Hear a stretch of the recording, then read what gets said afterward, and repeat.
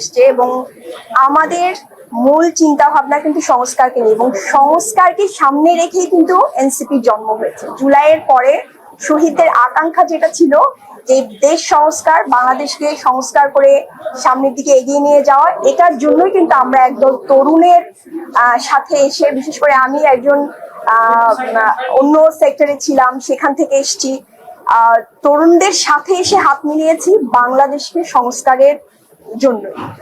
এই সংস্কারের রাজনীতিটাকেই আমরা সামনে এগিয়ে নিয়ে যেতে চাই। পাশাপাশি নারীর নিরাপত্তা, নারীর স্বাস্থ্য, এগুলো নিয়ে আমি আগেও কাজ করেছি। আপনারা জানেন যে আমার নারীর বিভিন্ন গ্রুপ ছিল, সেখানে আমি কাজ করেছি, বিনামূল্যে চিকিৎসা দিয়েছি।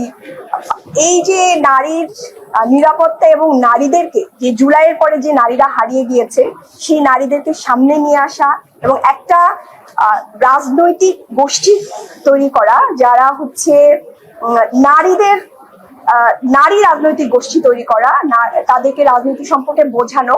কারণ বাংলাদেশে দেখেন, আপনারা সবাই যারা আছেন এখানে, সবাই কিন্তু পড়াশোনাটা কিন্তু মায়ের হাতেই করেছেন, বাবার চেয়েও বেশি মায়ের হাতেই আপনাদের বিষয়টা ছিল। যে আমার প্রথম যে আন্দোলনের মাঠ ছিল, সেটা কিন্তু শিক্ষা সংস্কার থেকে এসেছিল আমার বাচ্চার জন্য। তো সেই জায়গা থেকে মেয়েদের রাজনীতি বোঝাটা অনেক বেশি ইম্পর্টেন্ট।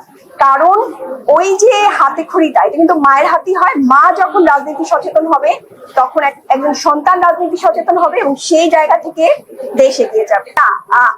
আমি শুরু থেকে প্ল্যান করে এসেছি এবং শপথ গ্রহণের পরে এবং আগে থেকে আমার চিন্তা ছিল যে সংস্কার নিয়ে অবশ্যই আমাদের একটা লড়াই সংগ্রাম থাকবে, এবং সেটা সংসদেও থাকবে, সংসদের বাইরেও থাকবে, অবশ্যই মাঠেও থাকবে।